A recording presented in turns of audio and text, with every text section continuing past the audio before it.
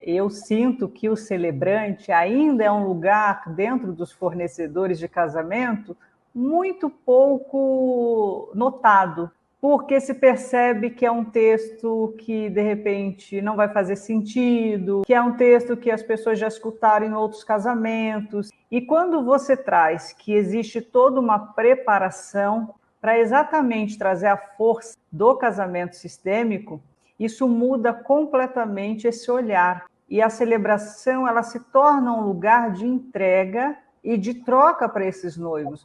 Porque depois de toda essa preparação, eles esperam, realmente, com muita expectativa, o grande finale, que nós estaremos ali apenas como facilitadores, porque eles serão sempre os protagonistas. E depois desse trabalho, essa força, ela vem com muita fluidez.